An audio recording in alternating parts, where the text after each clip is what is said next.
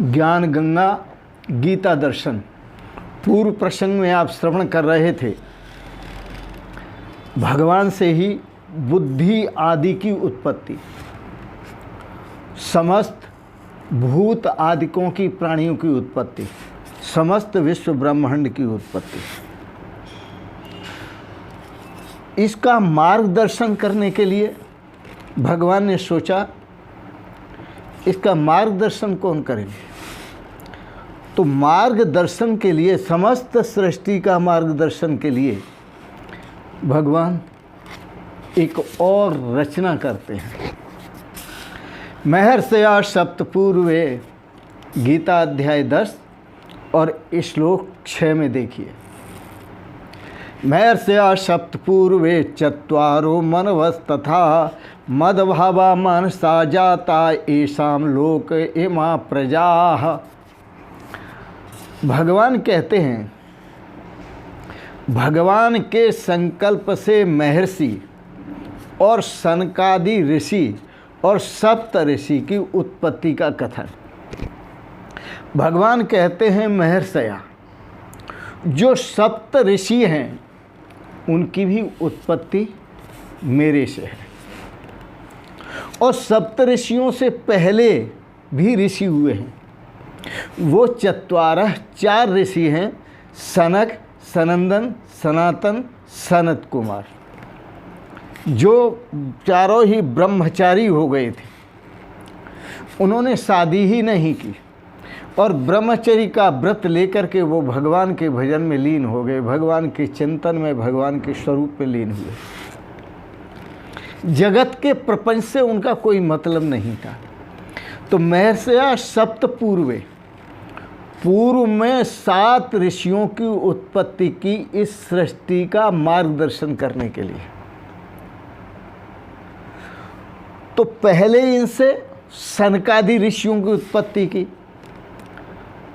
तो सनकादि ऋषियों का जो जीवन था ब्रह्मचर्यमय जीवन था। उन्होंने ब्रह्मचर्य का पालन किया और जी भर के पालन किया, पूर्ण संयम के साथ रहे।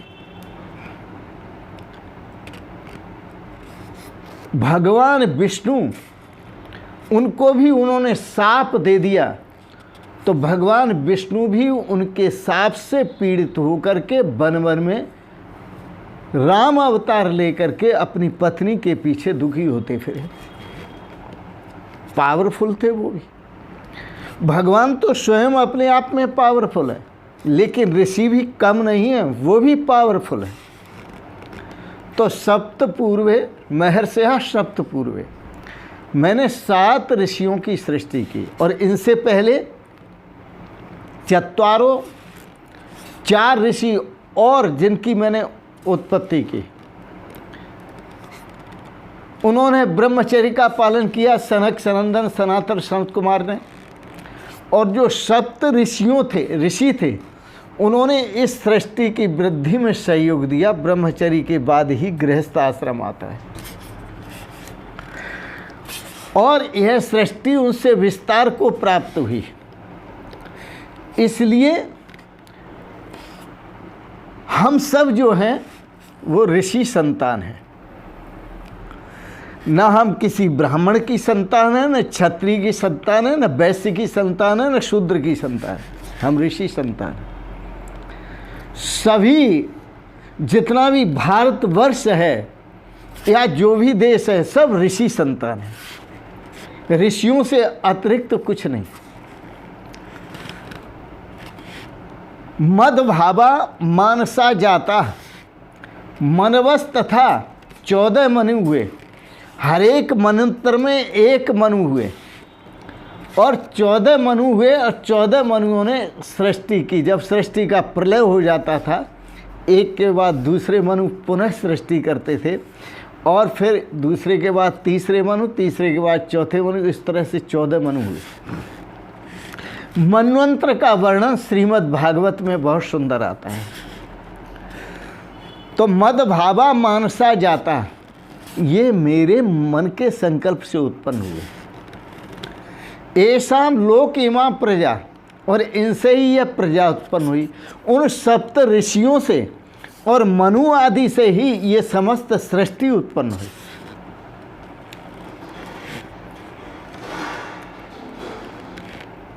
ऋषि जो सृष्टि करते थे, तो ऋषियों ने जो सृष्टि की वह भी समझने जैसी है, और मनुओं ने जो सृष्टि की वह भी समझने जैसी है। हम सबको मानव कहते हैं। क्या कहते हैं? मानव। क्यों कहते हैं मानव? क्योंकि हम मनु की संतान हैं। मनोर्भवम मानवः, मन से उत्पन्न होने के कारण भी हमको मानव कहते हैं, और मनुओं की संतान होने के कारण भी हमको मानव कहते हैं। और ऋषि संतान दो जन्म होते हैं। एक जो मनुओं ने जन्म दिया, वो माता पिता के से जन्म दिया। जो भी मनुओं से जन्म मिला वह माता पिता से जन्म मिला, इस शरीर का जन्म मिला, मनुष्य देह मिला। और ऋषियों ने जो जन्म दिया वो स्वरूप का बोध कराया कि तुम्हारा जो स्वरूप है वो ये नहीं है। जो मनुओं से जिस शरीर की उत्पत्ति हुई और जिसको देखकर दर्पण में आप खुश होते हैं, तुम्हारा स्वरूप ये नहीं है। तुम्हारा जो स्वरूप है, जिससे उत्पत्ति हुई है, वही स्वरूप है। परमात्मा से तुम्हारी उत्पत्ति हुई है, इसलिए तुम परमात्मा स्वरूप हो। अपने स्वरूप को पहचानो। नकली चेहरा सामने आए, असली सूरज छुपी रहे। जो तुम्हारा नकली चेहरा है, मनुष्यों से प्राप्त, वो तो तुम्हारे सामने आता है, लेकिन जो ऋषियों से प्राप्त चेहरा है वो तुम्हारे सामने नहीं आता। तो मद भावा मानसा जाता, जो ऋषि हुए सप्तऋषि, और 4 जो है ब्रह्मचारी ऋषि हुए सनकादि, और 14 जो मन हुए, और ये समस्त इमा प्रजा, ये समस्त जो प्रजा उत्पन्न हुई, मद भावा मानसा जाता, मेरे भाव से उत्पन्न हुई है। मेरे भाव से, मेरे स्वरूप से उत्पन्न हुई है। और मानसा जाता, मन से उत्पन्न हुई है। आप कहेंगे जब भगवान थे तो क्या मन था? एक सूत्र आता है वेदांत में, एकाकी न रमते। भगवान अकेले थे, और अकेले होने पर उनका अकेलापन उनको अखर रहा था, अच्छा नहीं लग रहा था। तो एकाकी न रमते, उनको अकेले में अच्छा नहीं लगा। तो उन्होंने क्या किया? अपने से संकल्प को उत्पन्न किया, और संकल्प से ही मन को उत्पन्न किया।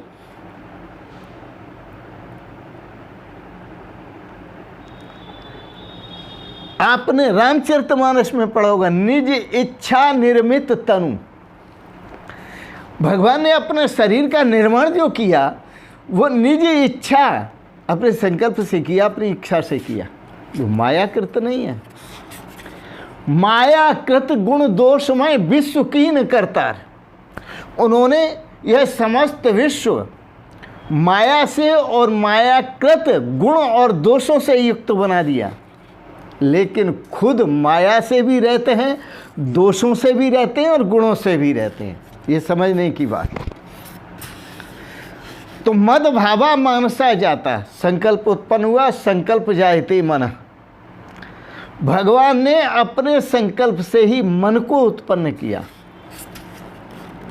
और मन से ही फिर मनु को उत्पन्न किया, ऋषियों को उत्पन्न किया। 4 है, 4 ऋषियों को उत्पन्न किया, सप्त ऋषियों को उत्पन्न किया, मनुओं को उत्पन्न किया। और उन मनुओं से, ऐसा मनु नाम, इन सभी मनुओं से लोक इमा प्रजा, यह लोक उत्पन्न हुआ और प्रजा उत्पन्न हुई।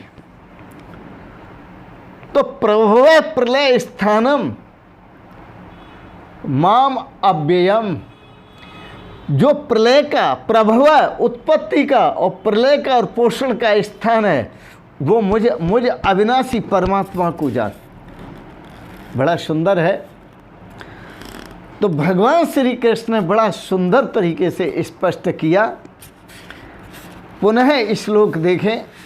महर्षया सप्तपूर्वे चत्वारो मनवस् तथा मदभावा मानसा जाता येषां लोक इमः प्रजा। अब आपको क्या करना है? आपको करना है कि द्वंद्व में से किसी को नहीं चुनना। जो द्वंद्व है उसमें से किसी को नहीं चुनना, निर्द्वंद्व रहना है। वो कैसे? द्वंद्व क्या है? सुख और दुख। द्वंद्व क्या है? मान और अपमान। द्वंद्व क्या है? यश और अपयश। द्वंद्व क्या है? सर्दी और गर्मी। द्वंद्व क्या है? जन्म और मृत्यु। ये सब द्वंद्व है। द्वंद्व क्या है? जय और पराजय, यश और अपयश, ये सब द्वंद्व है। आप जब द्वंद्व चुनते हैं, यश के पीछे भागते हैं, तो आपको अपयश अपने आप मिल जाता है। आप सांसारिक सुख के पीछे भागते हैं तो दुख अपने आप मिल जाता है। आप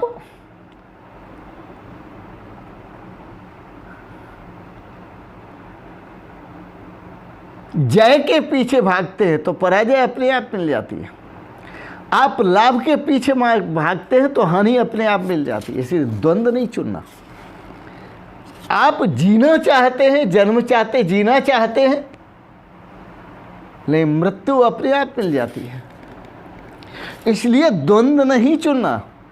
याद रखना, जो द्वंद्वातीत है उसको चुनो, जो द्वंद्व से परे है।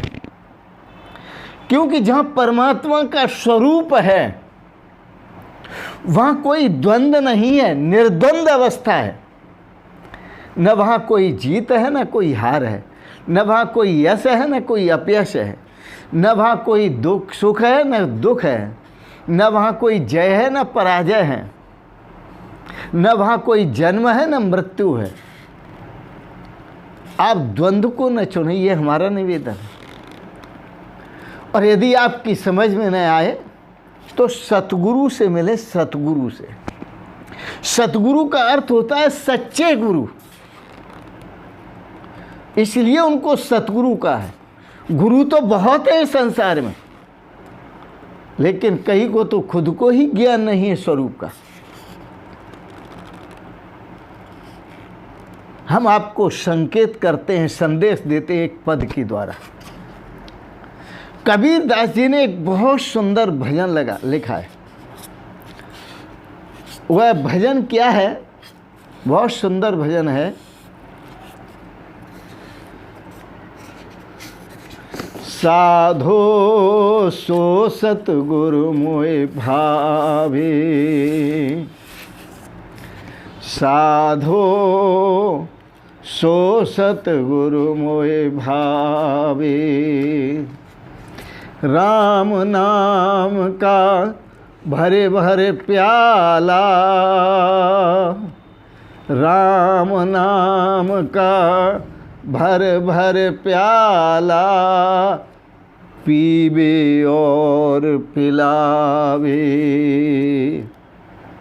साधो सो सतगुरु मोहि भावे, साधो सो सतगुरु मोहि भावे। वह सतगुरु है जो राम जी के स्वरूप को बताए, और वह स्वरूप जो आनंद भरा हुआ है, शांति और सुख से लबालब है। उस स्वरूप का भर भर प्याला पीवे और पिलावे। वो खुद पीता हो और हमें भी पिलावे, जिससे जीवन हमारा कृतार्थ हो जाए।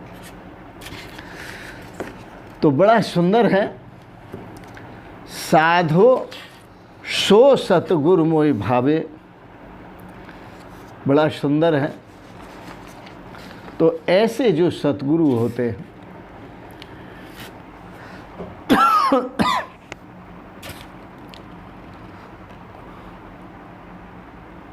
यदि ऐसा सतगुरु जब तक नहीं मिलेगा तब तक याद रखना, सतगुरु बिन गोते खाओगे, सतगुरु बिन गोते खाओगे, सतगुरु बिन गोते खाओगे। बार बार जन्मोगे और बार बार मरोगे। इसलिए ऐसा गुरु चाहिए जो हमको ये बताए कि जो वस्तु जिससे उत्पन्न होती है वो भी वही होती है।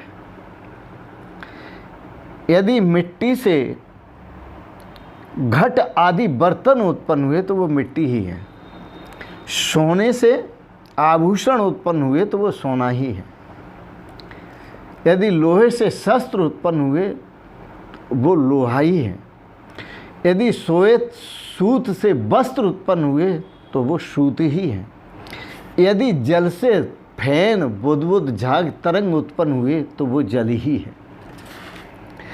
यह समस्त सृष्टि जो परमात्मा से उत्पन्न हुई और सप्त ऋषि जो उत्पन्न हुए और चत्वारह ऋषि, 4 ऋषि जो उत्पन्न हुए और मनु आदि जो उत्पन्न हुए और उनसे जो सृष्टि उत्पन्न हुई है, ये सब परमात्मा का स्वरूप है। जो हमें इसका बोध कराए और हमारी दृष्टि को परमात्मामयी बनाए, तब आप भर भर प्याला पी सकते हैं। तब आपको वो दृष्टि प्राप्त होगी जो मीरा को प्राप्त थी, को विष के प्याले में भी अपने गिरधर को देखती है। तब आपको वो दृष्टि प्राप्त होगी जो प्रहलाद को प्राप्त थी, वो जलते हुए तपते हुए उस खम्भे में भी भगवान का दर्शन करते हैं, भगवान का दर्शन करते हैं।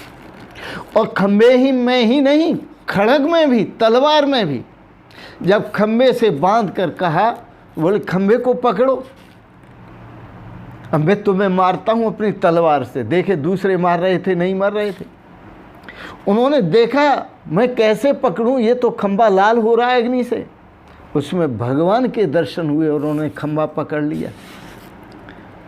उसने तलवार छोड़ी, वह तलवार उनमें नहीं लगती, तलवार की धारें लौट गईं, लेकिन प्रहलाद का कुछ बिगड़ा नहीं। उसने धमकी दी थी, कहा था मैं देखता हूँ तेरा परमात्मा कहाँ जो तेरी रक्षा करेगा। तो प्रहलाद ने कहा इस खड़ग में भी है, इस खम्भ में भी है, और मुझ में भी है और तुझ में भी है, एक ही परमात्मा है। ये निष्ठा, मन निष्ठा, परमात्मा की निष्ठा होनी चाहिए और बढ़िया निष्ठा होनी चाहिए। उसी में आनंद है, उसी में श्रेय है और उसी में सौभाग्य है, इसी में भक्ति है और इसी में ज्ञान है, इसी में कर्म है, इसी में आनंद है, इसी में शाश्वत सुख है, शाश्वत शांति है। ओम। आपने गीता पर दार्शनिक विचारों को श्रवण किया, इसके लिए बहुत बहुत अनुग्रहित है और आपके प्रति कोटिशः मंगलमयी शुभ कामना करते हैं। भगवान आपको सदा स्वस्थ और सुखी रखे। श्री राधा जी की, भगवान कृष्ण की आप पर कृपा बनी रहे। आपको गीता दर्शन पर आदर्श विचार अच्छे लगे, इनको सब्सक्राइब करें, लाइक करें और शेयर करें। इन शब्दों के साथ ही भगवत स्वरूप आपको देखते हुए आपके श्री चरणों में बारंबार प्रणाम करता हूँ। ओम शिवोहम शिवोहम शिवोहम। ओम।